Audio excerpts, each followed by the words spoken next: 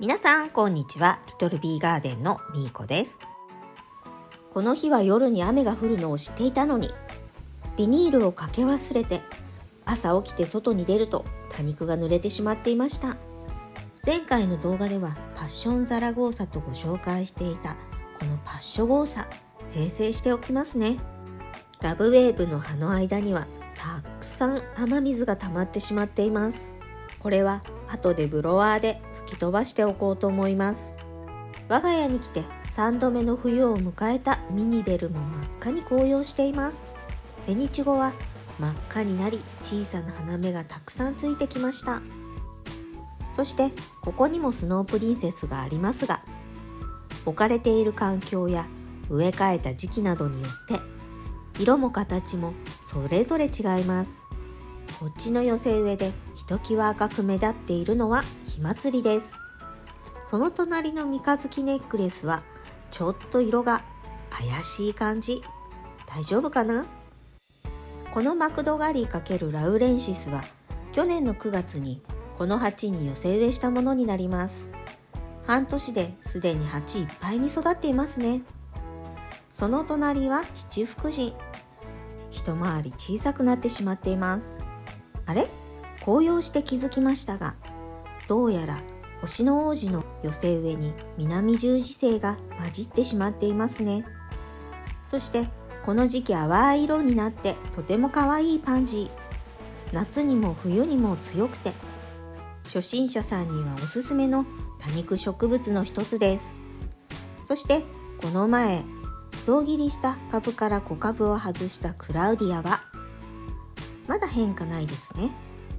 フイリパリダム弁当はぼちぼち成長してきました。その下には七福神の寄せ植えのプランターがあります。寒い中雨に当てて心配していましたが、スプリングワンダーもとっても元気。そしてこのプランターの中ではスノープリンセスも青々しています。その一方で秋麗はこの寒さのせいでとても濃いピンク色に紅葉しています。皆さんのお宅の秋麗はどんな色に紅葉しているのかちょっと気になるところです。サーモンピンク色も可愛いんですけどね。そして寒さに弱いブロウメアナが樹れていないかと少し心配していましたが、どうやら大丈夫そうです。ウイリパリダムもスノープリンセス同様に青々していてとても元気です。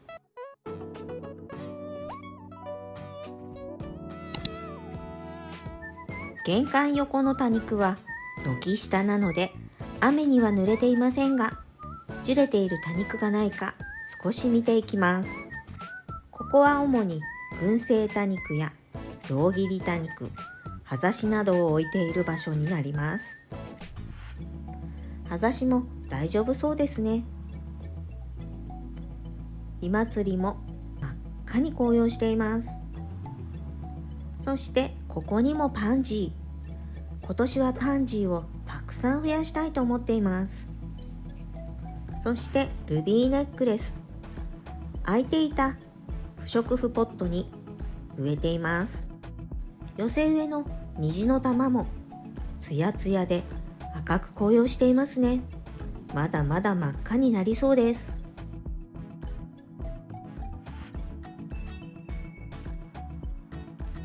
ふと顔を上げると目の前のおぼろ月には花芽がついていました。11月に胴切りしたネオンブレーカーズは小株がたくさんついています。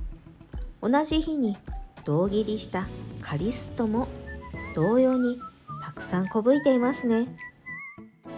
胴切りした時の動画は上にリンクを貼っておくので、そちらもチェックしてみてくださいね。この日は雨でも最低気温が5度ということで、まだ多肉が凍る気温ではないんですが、その数日後にマイナス予報が出ているので、多肉が凍っては大変ということで、急遽フロアでロゼットに乗っている雨水を吹吹き飛ばしておくことにしました。葉と葉の間にもたくさん水滴が溜まっているので、ぐるーっとブロワーを回しながら葉に乗っているすべての水滴が吹き飛ぶようにゆっくりとブロワーをかけていきます。本当はビニールをかけ忘れることがなければこの作業もいらなかったんですけどね、大失敗でした。とりあえず作業台の上の多肉と下の七福神はすべて水滴を飛ばしておきました。午前中のハウス内の気温は12度で、いつもよりは少し低めでした。それでもハウス内はほんのりと暖かさを感じます。ハウス内の多肉には先週水やりをしているので、多肉の葉もプリプリですね。取っ手をつけて大活躍してくれているのは大きめのリメ缶。このリメ缶に多肉の枯れ葉やゴミなどを入れて使っているんですが、とっても使い勝手がよくって重宝しています。そして畑に植える苗も育てているんですが、ひよこ豆ちょっと大失敗、なかなか芽が出てこず、このひよこ豆はもうダメかな。谷友さんにいただいた月下美人も大きくなってきました。多肉以外の花も咲いていますね。はい、今までご紹介してきた多肉植物に実は愛媛愛2を使用していました。この愛媛愛2は愛媛県の農業技術研究所で開発されたものになります。愛媛愛1は産業用に、この愛媛愛2は家庭用に開発されたものになるそうです。製法や材料に若干違いがあるものの、効果は同様なそうです。まだ多肉に使い始めたばかりなので、どのような変化があるかまだまだわかりませんが、このラディッシュにも使っていますが、寒いのに葉がとっても生き生きしています。今回畑を始めるにあたり、いろいろ肥料などを調べていくと、この愛媛愛2にたどり着きました。環境浄化型微生物ということで、500倍から1000倍に進めて使うことで、野菜も元気に育ってくれるそうです。また、台所やトイレ、お風呂で使用することにより、浄化槽までの配管の匂いやぬめりがきれいになるそうです。これってすごいことですよね。掃除も楽になるっていうことです。しかもこの愛媛愛2は上澄みを洗濯にも使用することができるそうです。ハウス内のルビーネックレスやドラゴンズブラッドにも使用していますが、葉がとても生き生きしているように見えます。一旦止んだ雨もまたポツポツと降り出してきたので、作業台の上の多肉にビニールをかけて、七福神のプランターにもビニールをかけておきました。そして雨に濡れた新顔多肉はまだ我が家の環境に慣れていないので、一旦部屋の中に避難させてきました。こちらはビニールハウス内で寒さ焼けしてしまったトドランタリスです。どうやら親株は大丈夫そうですね。子株がちょっと霜っけてしまっているのが残念。その後ろには作業台から落ちて枝が折れてしまったミルクブッシュの枝を挿しています。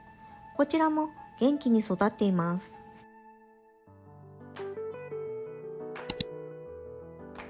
ここまで前振りしておいて、作らないとちょっと品種を買いそうなので、最後にこの愛媛愛2をもう一度作っていきます。この愛媛愛2は冷暗所にて保存して3ヶ月を目安に使い切るといいそうです。今回は炭酸用のペットボトルを用意してみました。分量を測るのに測りを使いますが、このクッキングシートがあるととっても便利です。ドライイーストは 2g。我が家はこのドライタイプのパン工房を使用しているため、こちらを使用します。それとヨーグルト。これは飲むヨーグルトでも代用できます。25g。そして納豆は何でも結構なんですが、1粒。私はいつもひき割り納豆を食べているため、このひき割り納豆をスプーンで大豆1粒分すくって使っています。砂糖はきび糖を使っていますが、家にある砂糖を使って大丈夫です。きび糖に色がついているため、仕上がりはこのように黄色みを帯びた液体になります。砂糖は 25g 使用します。そして今回はこのヨーグルトメーカーを使用して作っていきます。そうそう、水道水 45ml も忘れていました。この材料すべてをペットボトルに入れて、よーく攪拌して、あとは1週間ヨーグルトメーカーで培養すると出来上がりです。ちなみに私の使用しているヨーグルトメーカーは温度設定ができないため、ちょっと不便なんですが、温度設定ができるものであれば30度から40度に設定しておくのがベストだそうです。それでは分量を測って作っていこうと思います。またご自宅にヨーグルトメーカーなどがない場合には、発泡スチロールに湯たんぽなどを入れて温度が保てるように工夫して作ってみるのもいいかもしれませんね。夏場は直射日光の下でも作れるそうです。ちなみにミキサーを使っても作れますが、私は作る量が少量なのでペットボトルを手で振って作っています。最後に納豆を入れて、ヨーグルトメーカーで1週間培養して出来上がりです。そして畑のそら豆へ使ってみました。これからの成長が本当に楽しみです。皆さんも自宅の多肉や家庭菜園などの野菜に使ってみてはいかがでしょうか。ということで今日は愛媛愛にを使ってみたという動画でした。いかがだったでしょうか。この動画が良かったなって思っていただけたら、高評価とチャンネル登録をよろしくお願いします。今日も最後までご視聴ありがとうございました。それでは次の動画でお会いしましょう。またね。